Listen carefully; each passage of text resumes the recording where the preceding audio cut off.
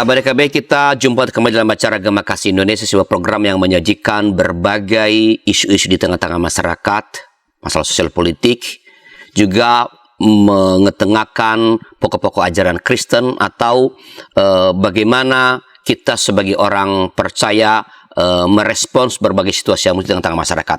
Nah, kali ini kita berbicara mengenai agak sedikit berbeda. Ini sebuah program atau konten yang pertama kami sajikan di Gema Kasih, itu kita mencoba melacak atau belajar dari pemikiran para teolog-teolog baik Indonesia maupun teolog-teolog dari mancanegara. Dan untuk sajian kami yang pertama ini, dalam episode kali ini, kita akan berbicara tentang seorang teolog Indonesia, Eka Dharma Putra, yang orang kenal sebagai seorang teolog lintas batas. Dan untuk membahas ini telah datang di studio narasumber kita Bapak Pendeta Dr. Albertus Pati. Selamat datang Pak Berti. Terima kasih untuk undangannya, Pak Arli. Ya, saya kira persahabat DKB sudah sangat akrab dengan Pak Berti, bukan saja karena dia beredar di mana-mana, tapi karena juga menjadi seorang narasumber tetap di acara Gema Kasih Indonesia yang kami harapkan menolong kita melihat berbagai macam isu dengan perspektif yang luas begitu. Bila para sahabat nanti punya pertanyaan, punya komentar tentang topik kita, silakan ditulis di chat room atau di kolom komentar, dan tentu saja kami atau Pak Berti lebih tepat akan dengan senang hati merespons pada waktunya. Kita bicara mengenai sekali lagi Pak Eka Dharma Putra, teolog lintas batas. Pak Berti, supaya para sahabat DKI punya gambaran yang lebih baik dulu tentang, karena mungkin tidak semua orang mengenal Pak Eka, ya. Tidak semua. Kalau teolog mungkin kenal, tapi anggota jemaat atau umat belum tentu tahu Eka Dharma Putra siapa. Siapa sih sesungguhnya Eka Dharma Putra ini? Nah, ini pertanyaan yang bagus, Pak Arli dan pemirsa semua. Karena saya ingin katakan bahwa Eka ini seorang teolog yang lahir tahun 42. 42. Betul. Dan lalu kemudian meninggal pada tahun 2005. Jadi kalau dia meninggalnya tahun 2005, ya tentu saja banyak sekali orang generasi muda Kristen yang tentunya bertanya siapa dia. Kita nggak kenal, udah terlalu lama meninggalnya. Masih diomongin sih? Gitu, kok masih diomongin? Gitu, apa pentingnya dia bagi kita semua kan gitu. Jadi oleh karena itu ini penting bercakap-cakap tentang Eka Dharma Putra ya. Dia ini seorang teolog yang sesuai dengan topik kita ini lintas batas ya. Dia orang GKI, ya bangga dong ya. Pendeta GKI ya, Gereja Kristen Indonesia kan gitu ya. Dan dia ini adalah pendeta termuda yang pernah jadi ketua sinode GKI. Oh, ya, jadi GKI Jabar ya. Jabar. Waktu itu belum menyatu ya. GKI Jabar. Jadi waktu itu namanya bukan SW Jabar tapi GKI Jabar, kan gitu ya. Jadi dia tuh jadi ketua sinode termudanya, gitu. Dan pendeta Eka ini adalah lahir di Magelang. Dan waktu dia di Magelang itu dia tinggal di dalam lingkungan daerah dekat dengan tangsi militer. Oh, gitu ya. Magelang kan tempatnya pelatihan militer ya. Jadi memang pergaulannya itu dengan anak-anak kolong ya, orang-orang militer dan sebagainya. Padahal orang tuanya tentu saja itu hal yang bagi orang Tionghoa sebetulnya agak berbeda kan gitu ya. Karena orang Tionghoa kan pada masa Eka bahkan mungkin masih ada bekas-bekasnya sampai sekarang. Itu kan seringkali dianggap wah ini WNI dulu ya. WNI warga negara. WNI itu selalu dikaitkan dengan ketionghoaan kan gitu. Sehingga ketika pada masa itu begitu banyak konflik-konflik sosial yang terjadi di mana orang Tionghoa justru menjadi korban. Efeknya banyak orang Tionghoa yang tentu saja jadi lebih eksklusif, tidak mau bergaul dengan kaum pribumi dan sebagainya. Tapi Eka ini lain. Dari awal dia udah bergerak dan udah bergaul dengan anak-anak pribumi gitu ya. Yang tadi anak-anak kolong tadi itu ya. Anak-anak kolong tadi ya. Sehingga memang dari sejak kecil memang dia orang yang memang bisa bercampur baur dengan siapapun ya. Nah, Eka ini kemudian ketika lulus SMA dia melanjutkan studi di STT Jakarta. Dan pada saat di STT Jakarta dia sibuk banget dengan keterlibatannya juga dengan berbagai organisasi. Terutama GMKI. GMKI ya? Ya, organisasi di luar. Jadi EK ini berkembang bukan saja oleh karena pendidikan di kampus, tetapi oleh karena keterlibatan di dalam organisasi. Dan ini saya garis bawahi nih, saya highlight. Kenapa? Karena memang menurut saya dari apa yang Eka sampaikan, ya dari apa yang Eka perlihatkan itu, betapa pentingnya sebetulnya mahasiswa itu berorganisasi, ya, karena mahasiswa ini kan, apalagi sekolah teologi, ya, ini numpang sedikit kasih ini catatan ya, ya curhat ya, ya curhat, sekolah teologi itu, Pak Arli, itu begitu dia lulus dari sekolah teologi, itu dia langsung jadi CEO, betul, jadi ketua gereja, cabang ya. Pimpinan gereja dan sebagainya, CEO-nya kira-kira gitu kan. Ada yang bahkan langsung jadi ketua sinode, kan gitu. Nah, gimana dia jadi pimpinan gereja, sebuah lembaga organisasi atau jadi ketua sinode dan sebagainya, kalau dia sendiri nggak pernah tahu organisasi, nggak pernah melibatkan diri, pengalaman berorganisasi. Nah, Eka tuh tunjukkan itu ya. Jadi betapa pentingnya berorganisasi dan dia membuat dia berkembang luar biasa secara intelektual di dalam konteks teologinya, tetapi juga di dalam konteks berorganisasi dan wawasannya juga jadi lebih luas.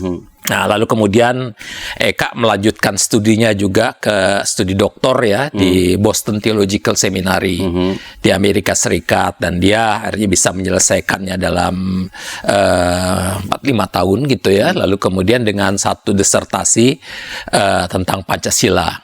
Jadi dia disertasi tentang Pancasila ya. Ya, identitas dan kemodernan kalau sudah diterjemahkan itu ya. Sudah ada bukunya. Sudah ada bukunya tipis. Sebetulnya bukunya lebih tebal dari itu, tapi yang diterjemahkan yang tipis saja, gitu, yang pas cocok untuk kita. Anaknya satu. Arya sekarang rasanya tinggal dia di Sydney ya. Lalu istrinya satu juga ya, Ibu Evang. Ya, jadi dia sendiri pendeta dari GKI Bekasi Timur ya. Jalan Bekasi Timur sendiri. Ya, sampai dia meninggal dia adalah seorang pendeta dan emeritus dari pendeta GKI Bekasi Timur. Jadi dia menjadi ketua GKI Jabar itu sebelum dia mengambil program doktoral. Sebelum. Jadi begitu dia lulus sarjana dia langsung luar biasa ya. Langsung dia nggak lama kemudian diangkat jadi ketua sinode. Dan memang layak lah karena dia memang pertama dia pinter, dia cerdas dan wawasannya juga luas dan sebagainya, sehingga memang dia seorang yang ketika masuk jemaat juga bukan berarti mulus, karena biar gimana dia menghadapi ya orang pinter, orang dengan wawasan luas kan menghadapi seringkali umat yang pikirannya masih tertutup dan sebagai konservatif. Jadi tentunya ada sedikit gonjang-ganjing, tapi itulah Eka bisa merangkul itu semua, tapi sekaligus mengarahkan supaya jemaat maupun sinode Jabar waktu itu bisa berkembang luas, sehingga memang tidak hanya berpikir untuk diri sendiri. Jadi bisa berpikir beyond walls gitu ya, di luar batas-batas tembok gereja gitu. Itu kira-kira. Pak Eka pernah juga berkecimpung kan selain di GKI itu di lembaga-lembaga ekumenis? Ada, jadi dia juga sebagai ketua PGI, rasanya selama satu periode, kemudian di periode selanjutnya dia menjadi MP ya, Majelis Pertimbangan, yang sebetulnya Eka sangat sesalkan juga. Karena dia masih muda di majelis pertimbangan. Biasanya majelis pertimbangan itu untuk yang tua-tua gitu ya. Jadi itu kira-kira. Lalu kemudian dia juga aktif di Dewan Film Nasional gitu ya. Jadi dia cukup aktivitasnya di luar biasa. Dia juga ikut menjadi salah satu pendiri Dian Intervidei. Dian Intervidei. Jogja ya. Iya, dia ya, betul. Dian Intervidei itu adalah organisasi lintas agama pertama di Indonesia.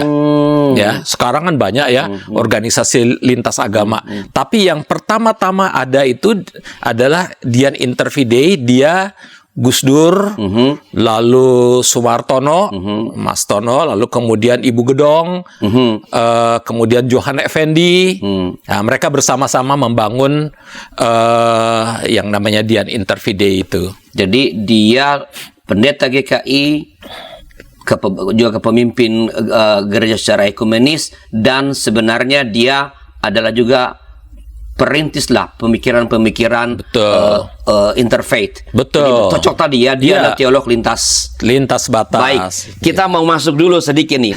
Kan tadi kita dulu kenal tadi Pak Eka siapa. Oke. Sebagai seorang teolog yang ditempatkan di Indonesia, persoalan apa sih yang digumuli Pak Eka, Pak Berti? Sebetulnya Pak Eka ini kalau kita lihat dari tulisan-tulisannya ratusan jumlahnya ya.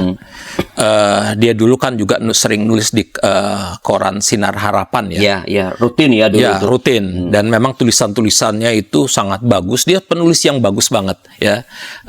Cerdas dan memang ditunggu bahkan tulisan-tulisannya itu. Sinar Harapan salah satunya terkenal oleh karena Eka terkenal oleh karena Sinar Harapan. Saling menguntungkan. Ya, kan gitu. Eka ini menggumuli sebetulnya banyak hal, ya, baik urusan jemaat karena dia tetap pendeta jemaat, tapi dia juga menggumuli urusan-urusan lebih luas termasuk urusan bangsa dan negara. Paling sedikit ada 3 lah yang saya ingin katakan yang Eka gumuli ya. Yang pertama adalah dia bergumul dengan persoalan ketionghoaan, ya, meskipun tidak banyak ditulis tentang persoalan itu, tetapi tentu saja dia sebagai seorang Tionghoa, Eka pernah mengatakan saya ini ada di dalam satu situasi di mana ya di antara saya juga orang Indonesia maksudnya, tapi selalu dituding sebagai orang Tionghoa kan gitu ya, quote and quote kan gitu ya, kecinaan kan gitu ya, sehingga dia punya kayak semacam identitas ganda kayak gitu ya. Jadi dia pernah mengeluhkan itu ya, karena kenapa nggak dilihat sebagai orang Indonesia saja titik kan gitu ya. Tetapi ya itu pergumulan dia, dan saya percaya itu pergumulan seluruh orang Tionghoa. Tapi itu juga pergumulan gerejanya GKI Jabar pada masa itu, atau gereja-gereja Tionghoa pada masa itu. Pergumulan antara ingin menjadi Indonesia, tapi orang Indonesia sendiri bahkan pemerintah juga seolah menolak mengatakan mereka itu WNI, ada sebutan tersendiri ya. Waktu itu kita juga tahu KTP-nya juga ada tanda-tanda tertentu dan sebagainya untuk menunjukkan bahwa dia ini bukan asli Indonesia dan sebagainya. Kalau sekarang itu sudah berhasil dihilangkan ya.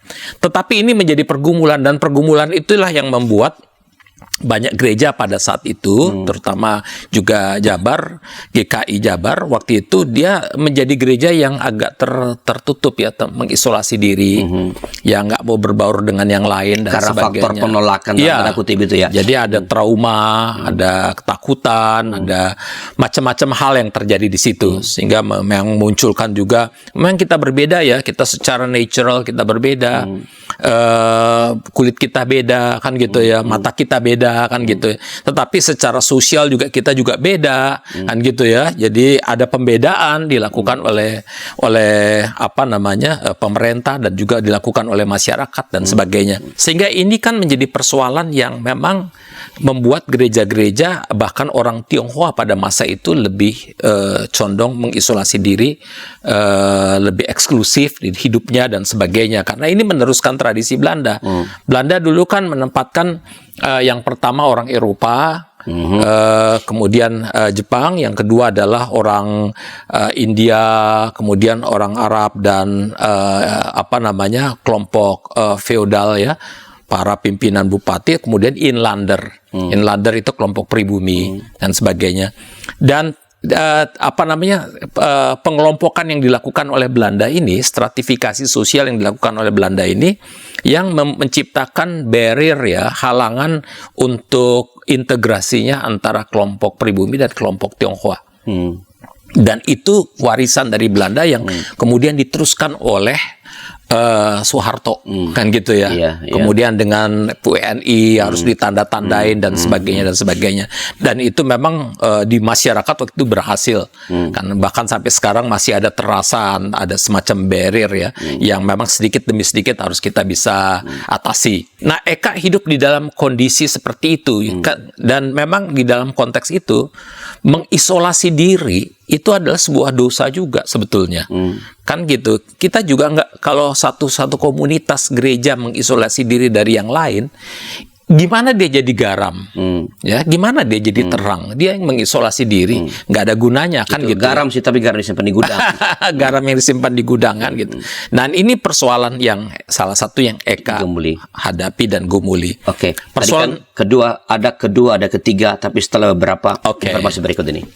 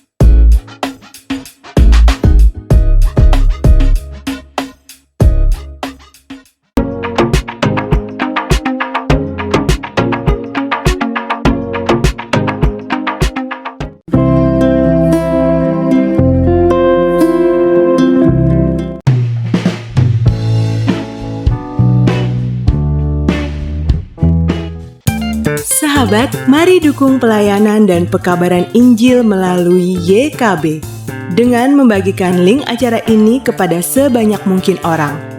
Dukungan juga dapat saudara lakukan dengan mentransfer dukungan finansial ke rekening BCA ke nomor 450 305 2990 450 305 2990 atas nama Yayasan Komunikasi Bersama.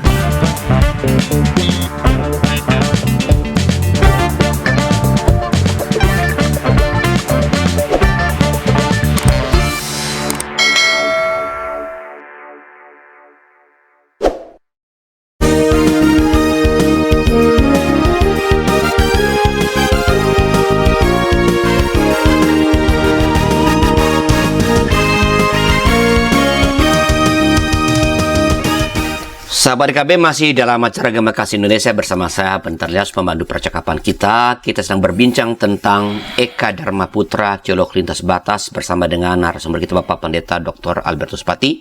Dan bila para sahabat punya komentar, punya pertanyaan tentang yang sedang kita bicarakan, silakan tuliskan di chat room atau kolom komentar. Pak Berti, tadi kan Pak Berti bilang ada 3 persoalan sebelah yang digemuli oleh Pak Eka sebagai seorang teolog yang ada di Indonesia. Udah menyebut yang pertama tentang ketiawaan. Yang kedua dan ketiga apa, Pak? Yang kedua adalah persoalan teologis. Oke.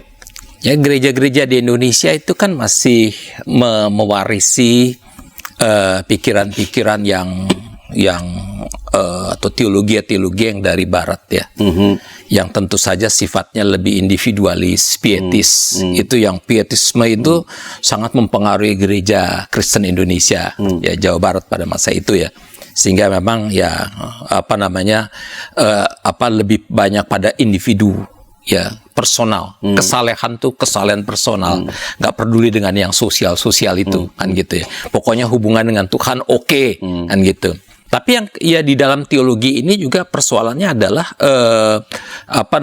juga membuat ada semacam triumphalism ya, kepongahan rohani yang melihat mereka yang berbeda itu sesat dan sebagainya, sehingga jadi istilahnya dualistik ya. Jadi kami sesat, kami anak Tuhan, situ anak setan. Kami anak terang, situ anak gelap. Itu ada itu. Nah, jadi memang itu ada di dalam yang dipegang oleh gereja-gereja pada masa itu. Sehingga ini Eka Gumuli ini kalau teologi yang semacam ini, teologi yang diwariskan oleh Belanda kepada kekristenan di Indonesia ini masih dipegang erat. Ini kekristenan di Indonesia ini nggak akan, dia menerima sesuatu yang dicangkok saja, lalu kemudian dia tidak mampu untuk menjadi kontekstual di tengah-tengah situasi yang ada, keanekaragaman yang ada. Jadi Eka bilang, teologi itu nggak ada teologi yang universal, satu untuk semua, kan gitu. Teologi itu selalu kontekstual. Karena teologi itu ketika kita membaca Alkitab, memang kita kemudian melihat konteksnya, lalu apa yang Alkitab bicarakan di dalam konteks yang kita hadapi seperti ini.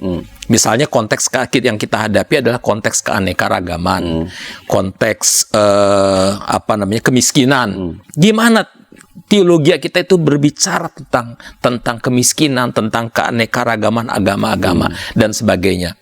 Jadi bagi Eka, teologi itu adalah seharusnya teologi kontekstual, bukan teologi universal. Nggak ada teologi universal. Teologi itu selalu kontekstual dimanapun dia berada. Dia selalu terjadi kontekstualisasi di mana kita harus melihat situasi dan kita bergumul kira-kira apa yang mesti kita nyatakan di tengah-tengah situasi yang tertentu. Nah, jadi oleh karena itu bagi Eka, teologi yang nggak kontekstual bukan teologi. Gitu ya, karena dia nggak menjawab apa-apa. Dia di awang-awang jemaat. Ya. Betul. Nah, yang ketiga yang Eka Gumuli ada persoalan sosial politik. Ini memang concern Eka banget ya. Persoalan sosial politik di dalam konteks hubungan antar agama ya. Dengan dalam konteks keanekaragaman agama itu. Nah, ini kan persoalannya oleh karena Belanda masuk dan sebagainya di tengah-tengah situasi yang keanekaragaman juga, di mana kita juga punya pemikiran orang yang beda agama dengan kita sesat dengan segala macam ya. Efeknya ini kan bisa menimbulkan konflik besar, kan gitu ya. Bisa menimbulkan perpecahan bangsa. Nah, Eka menggumuli itu gimana supaya ada jalan, ada solusi supaya memang bangsa ini tetap utuh. Jadi dia nggak cuma memikirkan gereja, ya. Dia tapi dia juga memikirkan bangsa. Jadi kenapa dia teologi lintas batas? Ada banyak orang atau teolog yang cuma memikirkan gerejanya atau komunitasnya. Tetapi dia ini memikirkan bangsa, karena bagi dia adalah kalau gereja ini tidak menjadi berkat, tidak berpikir memperjuangkan bangsa, gereja itu bagaikan garam yang tawar. Kalau gereja cuma mencari aman sendiri, gereja akan hancur. Ketika semuanya kacau balau, gereja cari aman sendiri, gereja hancur. Tapi ketika gereja memikirkan kesejahteraan semua, kebaikan semua, gereja juga bukan saja disitulah gereja menjadi sangat Kristiani, tetapi pada saat yang sama gereja juga ketika semua aman, gereja juga aman, gitu. Jadi secara teologis kalau gereja tidak melibatkan diri dengan yang lain, gereja bukan gereja. Gereja harus melibatkan diri dengan yang lain supaya dia tetap menjadi gereja. Dan juga dengan melibatkan diri dengan yang lain dan membangun perdamaian bagi semua, maka gereja itu juga akan mendapatkan perdamaian juga. Nah, jadi ada 3 isu ya, ketionghoaan, lalu teologi yang waktu itu tidak kontekstual begitu, hanya menerima warisan dari barat saja, dan ketiga dalam masalah-masalah sosial politik utama yang berkaitan dengan agama-agama begitu, atau gereja dan mungkin politik. ada salah satu sedikit catatan untuk yang soal persoalan teologi yang Eka sesalkan adalah yang persoalan kedua ya. Eka sesalkan adalah di dalam persoalan teologi kita cuma sibuk dengan ngurusin dogma-dogma, mikirin mereka yang antara yang sesat, antara kita sendiri bisa berbeda-beda pandangan, kita saling sesat menyesatkan dan sebagainya. Ngapain kayak gituan?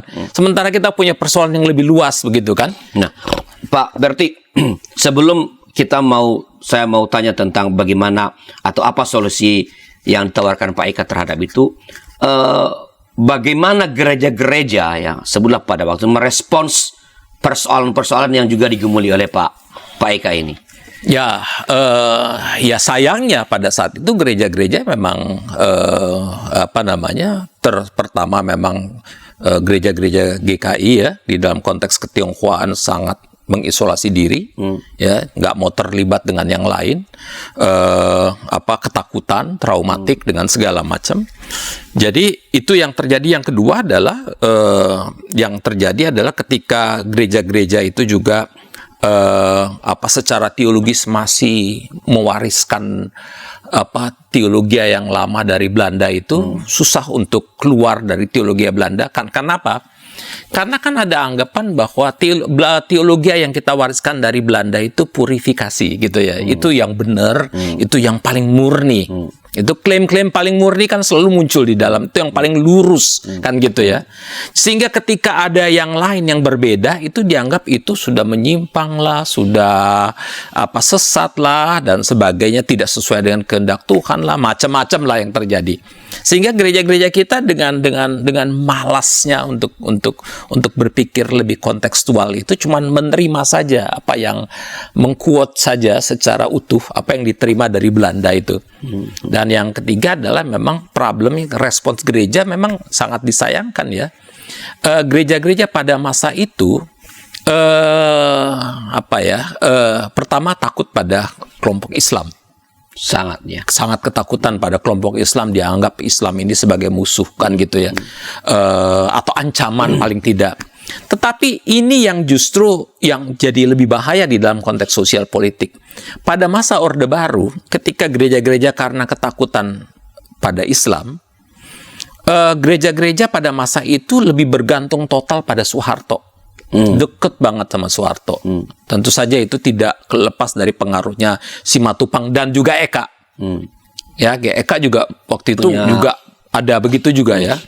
Sebelum kemudian dia bertobat kira-kira ya. Dia juga ya kemudian dia sadar ini salah kan gitu ya. Jadi dia sendiri kemudian lebih bersandar pada hijau yang lain, yang satu untuk menghantam hijau yang lain, ya, militer untuk menghantam Islam gitu kan. Kira-kira karena ada ancaman Islam bersandarlah pada Orba dengan militernya itu. Jadi itu yang memang sikap gereja-gereja pada masa itu yang kemudian nanti sangat disesalkan oleh Eka dan gitu ya.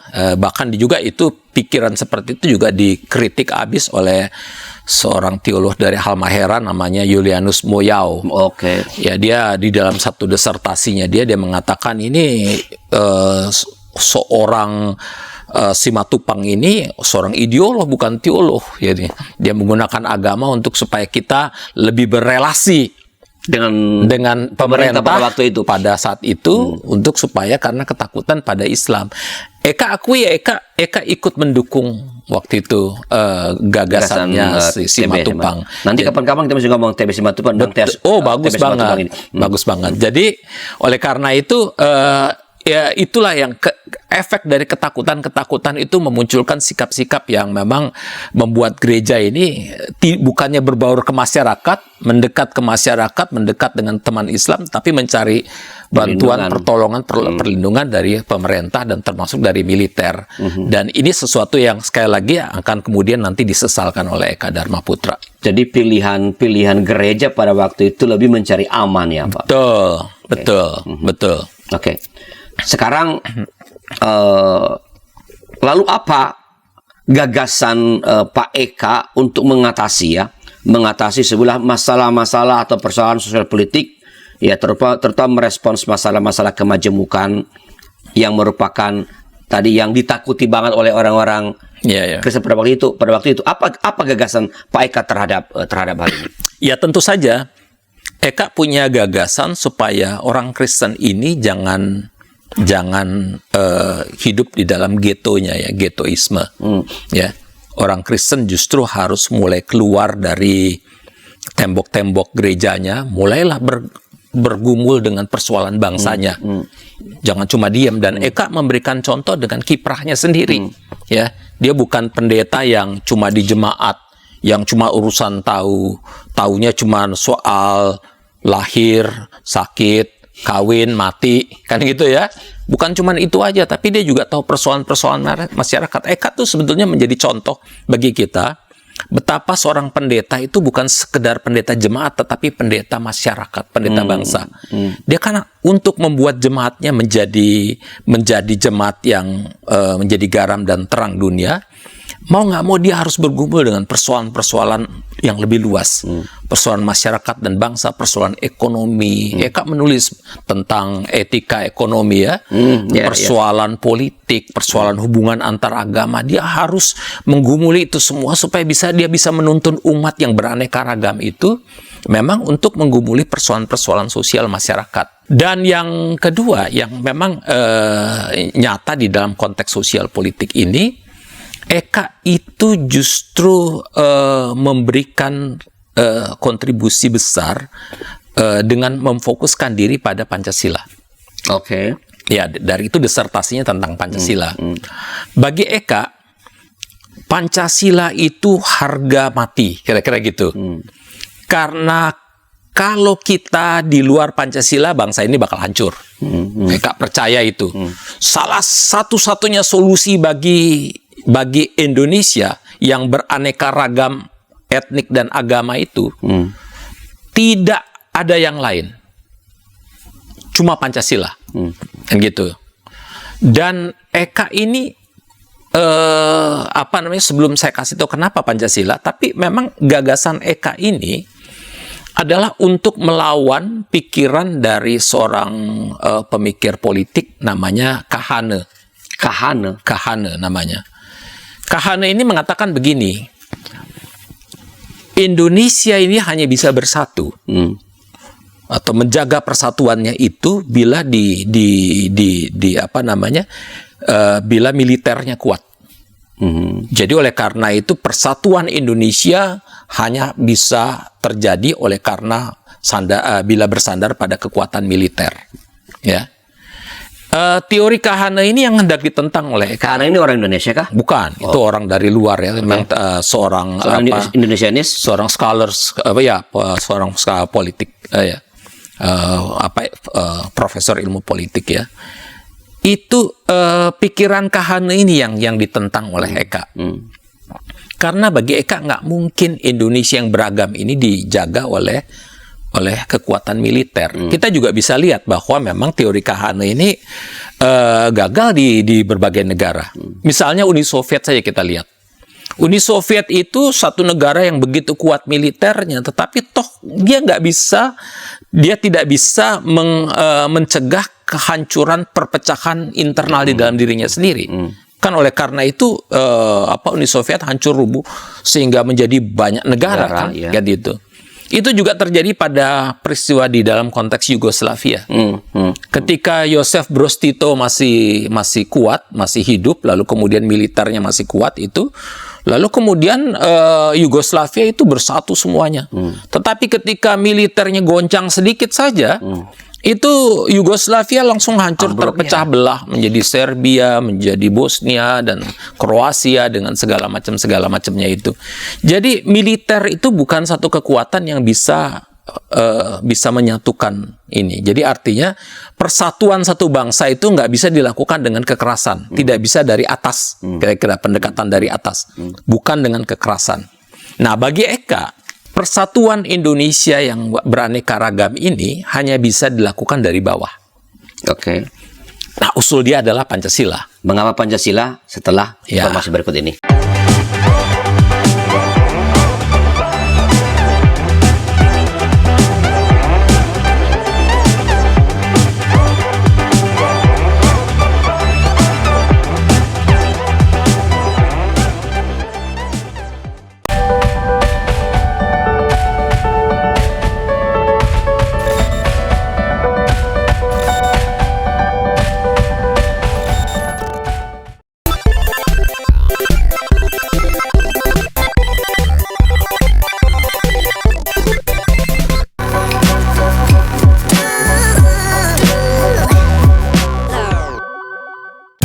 Sahabat, mari dukung pelayanan dan pekabaran Injil melalui YKB dengan membagikan link acara ini kepada sebanyak mungkin orang.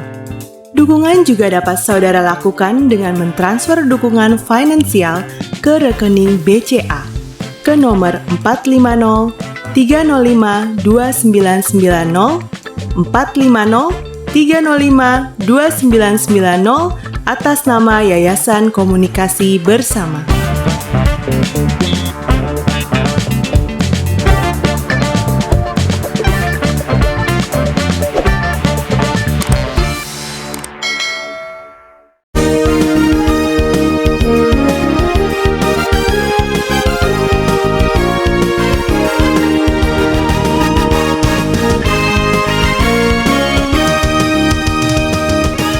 Masih dalam acara Agama Kasih Indonesia dengan saya Pendeta Aris Laros. Pada percakapan kita sedang berbincang tentang Eka Dharma Putra, teolog lintas batas, bersama dengan narasumber kita Bapak Pendeta Dr. Albertus Pati.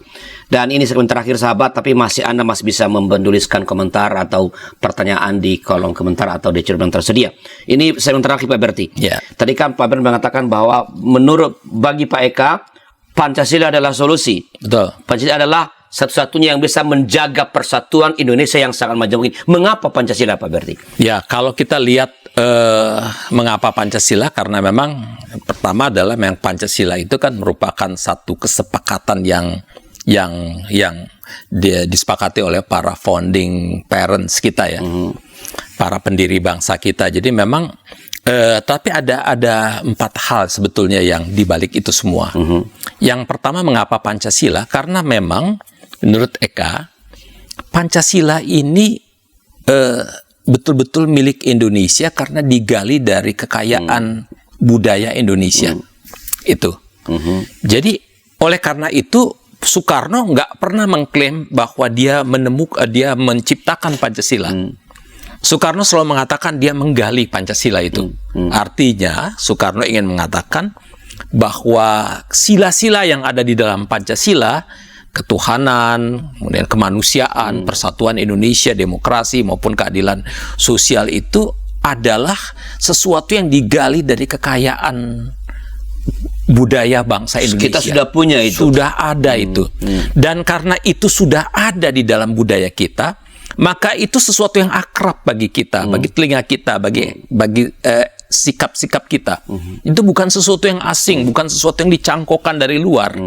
Oleh karena itu akan kuat, ya, karena kita memang ini milik masyarakat kok, bukan sesuatu yang diberikan dari luar sana. Bukan juga persatuan itu bukan dipaksakan dari atas seperti kata Kahana dengan militer, tapi sesuatu yang memang ada memang sehari-hari di dalam kehidupan masyarakat Indonesia. Jadi oleh karena itu sekali lagi bahwa yang paling utama adalah Pancasila itu adalah sesuatu yang digali, yang ada di dalam budaya bangsa kita sendiri. Hal yang kedua menurut Eka adalah bahwa Pancasila ini memberikan kepada kita kemungkinan untuk adanya sintesa baru, ya. Artinya di mana kita ini justru diberikan kesempatan untuk berdialog, untuk berdiskusi, untuk mencari sesuatu yang baru. Betul bahwa dia memang dari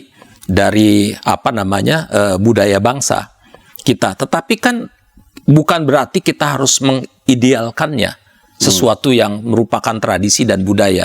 Toh mesti ada yang kita kritisi juga, kan gitu ya. Tidak semua budaya yang kita miliki itu sesuatu yang positif, ada juga yang negatif.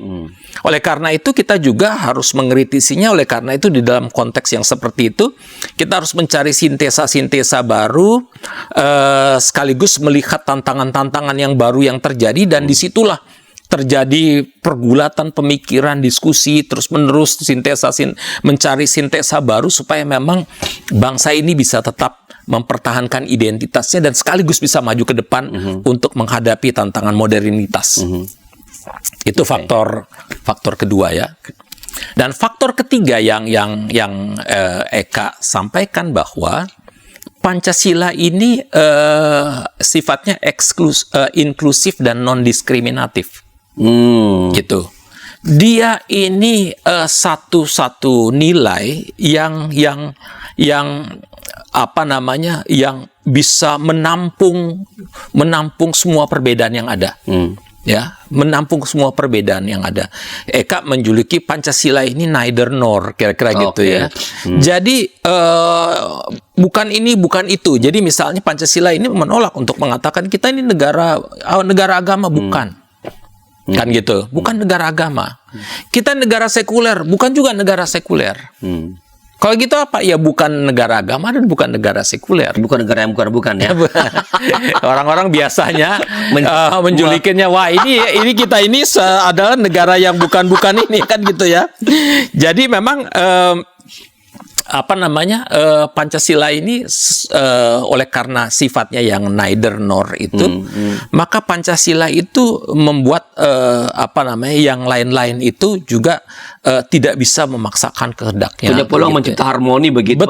Betul. Jadi ini sebetulnya satu pendekatan yang lebih bersifat Jawa kan gitu ya. Menjaga harmoni dan sebagainya. Oleh karena itu dia juga menolak dengan mengatakan tidak ini tidak itu, tidak ada kesempatan bagi setiap kelompok untuk memaksakan kehendaknya, Memutlakkan sesuatu begitu. tidak ada kesempatan juga bagi siapapun untuk memutlakkan apa yang dimilikinya, kan gitu ya. Jadi kalau Eka selalu mengatakan Pancasila itu seperti bowl ya, mangkuk. Semua orang ada sesuatu yang di dalamnya di situ. Oke. Kan gitu ya. Silakan kita bisa bergaul semua, bergumul di dalam situ, cari solusi segala macam. Yang penting jangan pecahkan bolnya itu. Jangan pecahkan mangkoknya itu. Kita ada di dalam boleh bergesekan di dalam. Okay. Tetapi kita tetap satu. Gini, you memang berbeda tetapi kita satu. Kan gitu ya. Kita satu tapi kita juga berbeda. Kan gitu ya. Jadi oleh karena itu kalau kita menekankan persatuan, kita akan menciptakan diskriminasi, subordinasi terhadap mereka yang berbeda. Kan gitu. Tapi kalau kita menekankan perbedaan, nanti malah terjadi anarkisme. Semuanya akan saling menghantam, gontok-gontokan dan sebagainya. Oleh karena itulah Kak mengatakan nih neither nor nih Pancasila ini membuat kita semua bisa berdiskusi, bisa berdialog, bisa mencari solusi-solusi memberi ruang bersama, ada ruang, ada space di situ ya. Lah yang terakhir adalah Pancasila ini memberikan kepada kita semacam sekaligus kontinuitas dan diskontinuitas. Oke, maksudnya apa itu? Kontinuitas itu begini, bahwa dengan adanya Pancasila, bahwa bangsa Indonesia ini adalah bangsa yang kontinu. Tadinya kan kita kan dari berbagai suku bangsa, berbagai agama dan sebagainya kan. Kita tiba-tiba menjadi satu bangsa yang baru. Bangsa yang majemuk. Kita bukan lagi berjuang untuk Jawanya atau Kristennya atau Islamnya atau Sundanya atau Bataknya, tapi kita udah jadi bangsa yang majemuk di mana kita semua itu ada kontinuitas kan gitu ya, kan gitu ya. Tapi kita diskontinuitas sekali lagi. Jadi kita nggak lagi lihat ke belakang bahwa kita ini orang Jawa atau orang ini kan gitu ya. Kita bukan lagi, nggak usah pikirin kita orang Jawa, bahwa kita Islam, kita Hindu, kita Kristen dan sebagainya.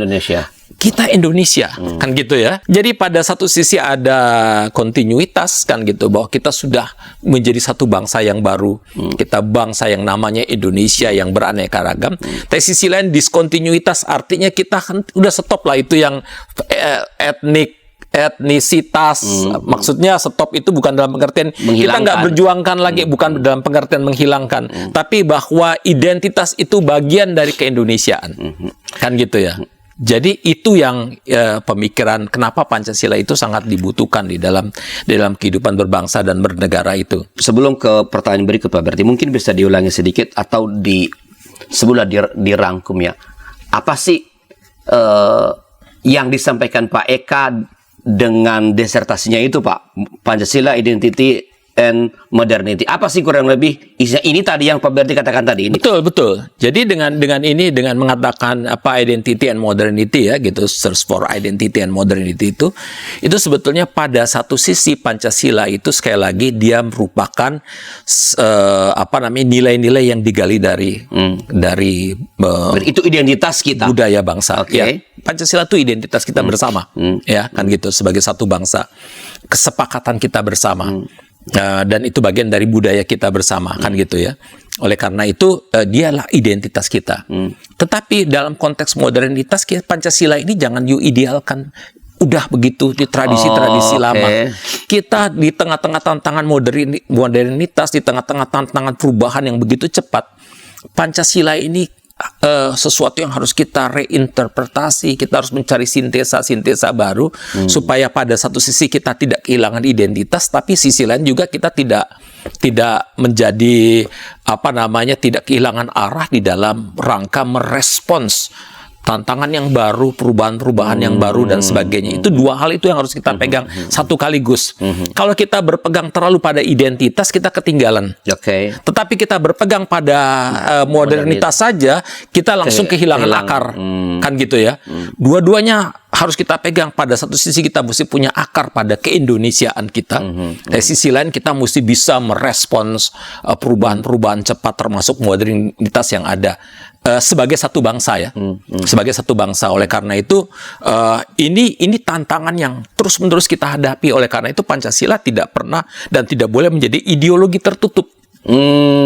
Dia harus menjadi ideologi terbuka di mana kita harus terus-menerus mendiskusikannya, mendialogkannya ketika berhadapan dengan tantangan-tantangan baru.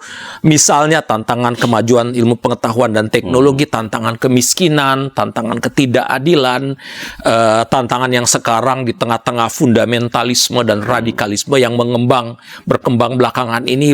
Bagaimana identitas kita yang Pancasilais itu mampu merespons itu semua supaya pada satu sisi persatuan dijaga tetapi juga dengan menghormati keanekaragaman dan bisa menjaga keanekaragaman tetapi di dalam bingkai persatuan. Oke. Ini saya tadi memakai istilah Pancasila sebagai ideologi terbuka. Betul. Itu kelihatan itu yang jadi jembatan Pancasila jadi jembatan antara identitas dengan modernity karena ia adalah ideologi terbuka. Ya. Oke, baik. Pertanyaan terakhir saya Pak Berti. Ini karena waktu terbatas nih. Kita udah mendengar Pak Eka siapa, pemikiran-pemikirannya, pergumulan-pergumulannya, gagasan-gagasannya. Apa sih yang bisa kita sebagai gereja-gereja di Indonesia pelajari dari hidup dan kiprahnya seorang Eka Dharma Putra? Oke, ini pertanyaan yang paling bagus ya. Menurut saya Eka ini memberikan warisan bukan saja pemikiran tetapi warisan kiprah yang sangat baik bagi gereja-gereja Indonesia ya. Yaitu pertama adalah bahwa gereja-gereja keluarlah dari tembok-tembok getoismenya itu ya. Keluarlah dari getoisme, libatkanlah diri di dalam konteks politik. Sosial politik. Tetapi Eka juga kasih catatan, ketika kita melibatkan diri di dalam konteks sosial politik, itu bukan dalam rangka mencari kekuasaan, tetapi dalam rangka melayani, gitu ya, dalam rangka supaya sesuai dengan filosofi politik itu sendiri untuk common good. Gitu ya, kebaikan bersama. Iya, jadi memang gereja nggak bisa lagi sendiri di dalam konteks mengisolasi bukan memperjuangkan diri. Gereja. Bukan lagi memperjuangkan gereja, tetapi berpikirlah untuk memperjuangkan semua. Kan hanya dengan kayak gitulah gereja menjadi punya relevansi bagi kehidupan masyarakat dan bangsa ya, signifikansi dan relevansi bagi kehidupan masyarakat. Karena bagi Eka bahaya terbesar bagi gereja adalah insignifikansi dan irrelevansi ya. Jadi bahwa gereja nggak ada signifikan lagi kehadirannya, tetapi bukan saja bagi di dalam konteks kebersamaan dengan sesama anggota sesama gereja-gereja yang lain, tetapi bahkan tidak relevan juga kehadirannya di dalam konteks kebangsaan dan kemanusiaan. Ini dua term yang sangat terkenal dekat dengan Pak Eka ya. Betul. Insignifikansi dan irrelevansi. Kalau gereja udah kayak gitu, selesai. Ya udah, bukan gereja. Bukan gereja. Jadi oleh karena itu gereja itu memang harus berpikir di dalam konteks kebangsaan dan kemanusiaan planet bumi ini kan gitu ya. Dan ketika gereja memperjuangkan segala sesuatu, bukan memperjuangkan gereja, tapi memperjuangkan kebaikan semua, kan gitu. Kadang-kadang di dalam konteks-konteks kebangsaan ini krisis-krisis yang kita hadapi ya, baik oleh karena pandemi atau ini, gereja-gereja masih berpikir dalam konteks memperjuangkan kebaikan dirinya atau anggotanya sendiri. Itu tidak Kristiani, dan itu juga membahayakan. Karena itu juga akan membuat bangsa, ketika bangsa ini hancur ya gereja akan ikut hancur. Oleh karena itu memang bagi Eka dengan memperjuangkan yang semua itu bangsa dan umat manusia, gereja pada satu sisi dia sangat Kristiani, tetapi sisi lain dia membuat gereja juga ikut berbahagia, karena ketika semua bahagia gereja pun ikut bahagia. Dan terakhir tentu saja Eka ini mengingatkan kepada kita para pendeta ya, Jangan cuma fokus di dalam gereja urusan-urusan tetek bengek dengan Ngomong segala sama saya macam. Emang. Ini kritik nih ya. Dan juga pada majelis ya. Okay. Ya, pendetanya kan kita udah bayar, oleh karena itu cuma di dalam aja, urusanmu cuma di dalam dan sebagainya. Ini bukan sedang membela diri ya. Ya.